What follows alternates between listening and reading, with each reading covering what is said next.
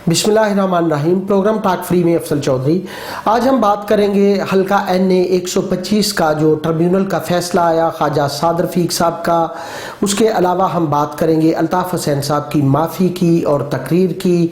उसके बाद बात करेंगे आसफ अली जरदारी और जुल्फ़कार अली मिर्ज़ा के दरमियान जो तलखियाँ बढ़ रही हैं और पीपल्स पार्टी के अंदर जो नए ग्रुप्स बन रहे हैं उस पर हम बात करेंगे। सबसे पहले हम बात करेंगे ख्वाजा साद रफीक के हल्के की NA 125 का। जब आज ट्रिब्यूनल का फैसला आया तो ख्वाजा साद रफीक साहब जो 1 साल पहले तक ये कह रहे थे कि अदलिया का जो भी फैसला आएगा वो फैसले का एहतराम करेंगे, वो फैसले को एक्सेप्ट करेंगे, आज उन्होंने फैसले को एक्सेप्ट करने से इनकार कर दिया। फैसला आने के फौरी बाद ख्वाजा साद रफीक साहब ने प्रेस कॉन्फ्रेंस की और प्रेस कॉन्फ्रेंस के अंदर कहा कि मेरा इसमें कोई कसूर नहीं है, इसके कसूरवार जो हैं वो प्रिजाइडिंग अफीसर्स हैं और रिटर्निंग अफीसर है। अब बात यह है कि अगर उसमें रिटर्निंग अफीसर उसका कसूरवार है, प्रिजाइडिंग अफीसर उसके कसूरवार है, तो प्रिजाइडिंग अफीसर्स और रिटर्निंग अफीसर जो है वो किसकी इमा पे काम करता है और क्यों काम करता है, किसके लिए काम करता है? क्या उन्होंने अपने किसी ज़ाती मफाद के लिए किया या किसी ऐसे मफाद के लिए किया जो वो हासिल कर चुके थे और उस मफाद को उन्होंने मद्देनज़र रखते हुए ऐसा किया? अब जो रिटर्निंग अफीसर हैं और जो प्रिजाइडिंग अफीसर्स हैं उन्होंने एट द एंड जितवाया किसको? ख्वाजा साद रफीक साहब को। और क्या हमारा ट्रिब्यूनल जो है रिटर्निंग अफीसर और प्रिजाइडिंग अफीसर्स के लिए कोई सज़ा मुतय्यन कर पाएंगे कि उन्होंने ऐसा क्यों किया? क्योंकि जो बात थी इमरान खान साहब की, इमरान खान साहब पहले दिन से यही चीख रहे थे कि इलेक्शन जो है वो साफ शफाफ नहीं है। अब बात यह है कि एक दूध का प्याला भरा है, दूध का एक कप है, उसके अंदर एक भी अगर गंदी छींट चली गई है तो वो तो पीने के काबिल नहीं रह जाता। बात हारने या जीतने की नहीं है, बात वोट लेने की नहीं है कि वोट किसके ज्यादा है, बात 7 हल्कों की नहीं है, बात सिर्फ ये है कि इलेक्शन साफ शफाफ नहीं हुआ। और ख्वाजा साद रफीक साहब जो है इन्होंने जो दोबारा प्रेस कॉन्फ्रेंस की उसके अंदर इन्होंने कहा कि ना तो इलेक्शन चोरी हुआ और ना इसमें धांधली हुई। लेकिन इलेक्शन ना चोरी हुआ ना इसमें धांधली हुई और ये बड़ी मजे का खेज बात है कि ना चोरी हुई ना धांधली हुई, लेकिन उसके बावजूद जो इलेक्शन है री इलेक्शन का फैसला कर दिया गया। ख्वाजा साद रफीक साहब की प्रेस कॉन्फ्रेंस के बाद वजीर इत्तलात और नशरियात परवेज़ रशीद साहब का बयान सामने आया कि नून लीग की डिक्शनरी के अंदर दबाव का लफ्ज़ नहीं है, इसलिए हम दबाव में नहीं आते। इस डिसीजन के बाद अगर ये आप लोग दबाव में नहीं आए तो ख्वाजा साद रफीक साहब को दोबारा प्रेस कॉन्फ्रेंस करने की ज़रूरत क्यों पेश आई? और ख्वाजा साद रफीक साहब ने अपनी दूसरी प्रेस कॉन्फ्रेंस में ये फरमाया कि ना तो इलेक्शन चोरी हुआ ना इलेक्शन के अंदर धांधली हुई। ख्वाजा साहब अगर इलेक्शन चोरी भी नहीं हुआ, इलेक्शन में धांधली भी नहीं हुई, तो ये बड़ी मज़े का खेज बात है कि ट्रिब्यूनल ने इसका फैसला क्यों सुना दिया कि इसमें दोबारा इलेक्शन करवाया जाए। ख्वाजा साद रफीक साहब तो कह चुके थे कि मैं और मेरे हल्के की आवाम जो है हम लोग मासूम हैं, हमारे साथ ये ज़्यादती है।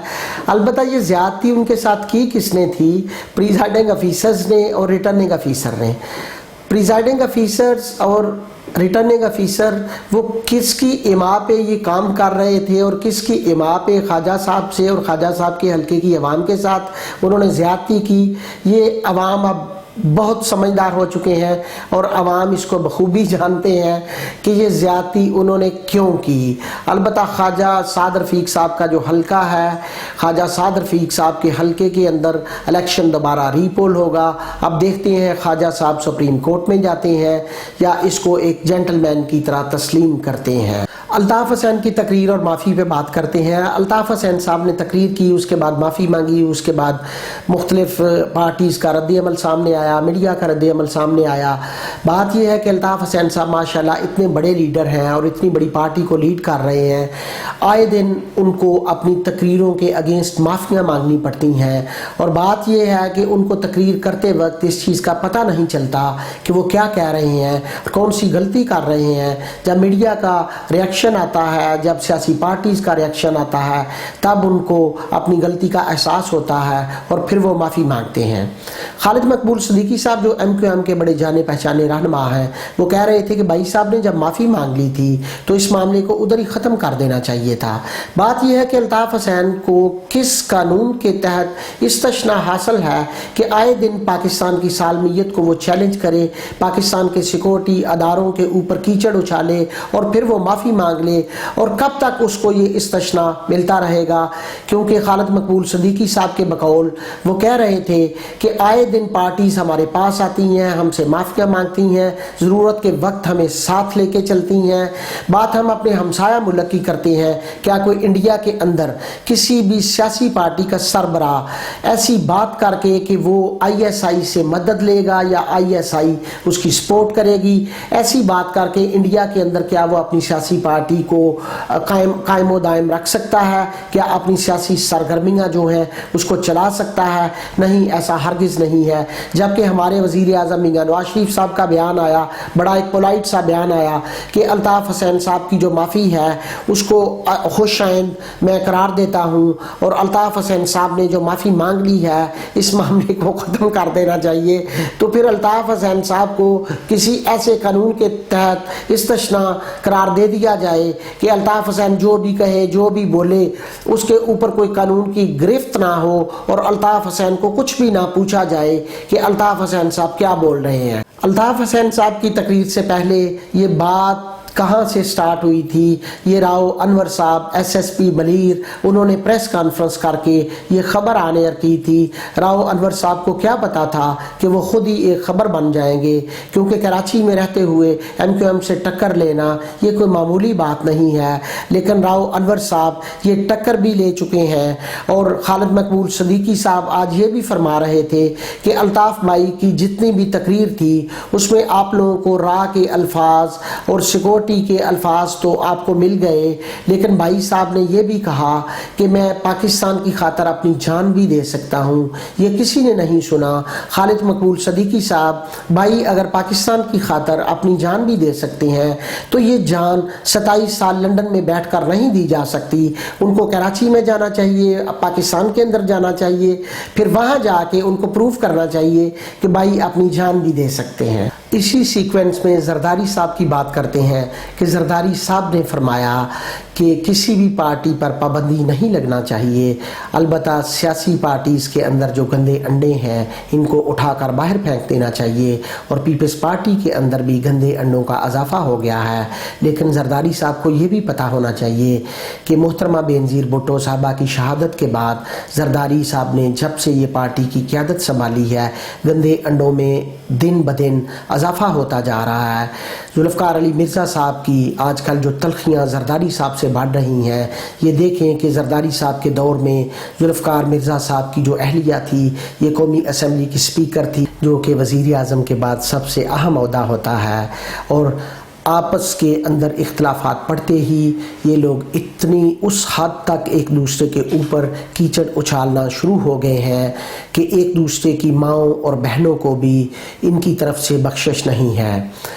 ذوالفقار علی مرزا صاحب کا فریال تالپور کے خلاف بیان دینا، اور زرداری صاحب کے لیے آج ان کے جو کمپلیمنٹس ہیں ماشاءاللہ کہ زرداری صاحب نے اپنی چچا زاد بہن کا قتل کروایا، اور انہوں نے قسمیں اٹھا کر اس بات کی یقین دہانی کروائی کہ یہ بات زرداری صاحب نے انہیں خود بتائی۔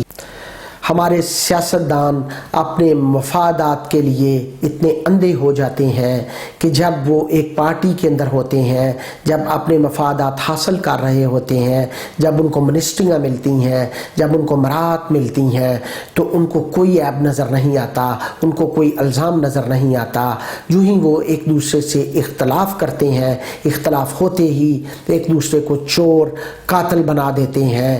یہ بڑا ایک مذاق ہے ہماری قوم کے ساتھ، لیکن قوم کو سمجھ جانا چاہیے کہ یہ لوگ کتنے سنسیئر ہیں ہمارے ساتھ، اور یہ لوگ اپنی قوم کے ساتھ کیا کھلواڑا کر رہے ہیں. اس میں ایک زرداری نہیں ہے، اس میں ایک ذوالفقار علی مرزا نہیں ہے. یہ ہمارے موسٹلی سیاستدانوں کا وتیرہ بن چکا ہے. قوم کو اچھے سیاستدانوں کی شناخت کرنی چاہیے اور اچھے جو سیاستدان ہیں، اچھے جو لیڈر ہیں، ان کو پہچاننا چاہیے، نہ کہ بھیڑ چال کی طرح ایک ہی پارٹی کو ووٹ دیتے جائیں. ہمارے سیاستدان اپنے مفادات کے اندر اس قدر اندھے ہو چکے ہیں کہ ایک دوسرے کے ساتھ اختلاف ہوتے ہی ایک دوسرے کو کوسنا شروع کر دیتے ہیں، اس کو قاتل بھی بنا دیتے ہیں، اس کو مجرم بھی بنا دیتے ہیں، اس کو ملزم بھی بنا دیتے ہیں. ذوالفقار علی مرزا صاحب یہ وہی صاحب ہیں جو صدر ضیاء الحق صاحب کے دور میں جب سب سے اسٹرکٹ مارشل لا تھا تو انہوں نے اپنی گاڑی کا نمبر زلفی 1 کے نام سے لیا تھا.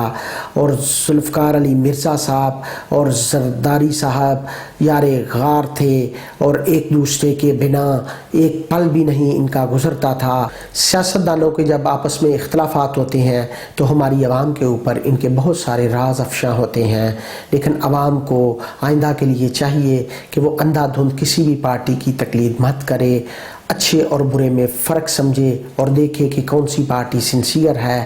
یہ نہیں ہے کہ ہمارے گاؤں کے چودھری نے، ہمارے محلے کے چودھری نے، ہمارے سیکٹر انچارج نے، ہمارے یونٹ کے انچارج نے کہہ دیا ہے کہ اس پارٹی کو ووٹ دینے ہیں اور عوام سر جھکا کر جا کر ووٹ دے آئے. نہیں، اچھے اور برے کی تمیز کریں اور پارٹی دیکھیں کون سی پارٹی محب وطن ہے، کون سی پارٹی اپنی قوم کے ساتھ سنسیئر ہے.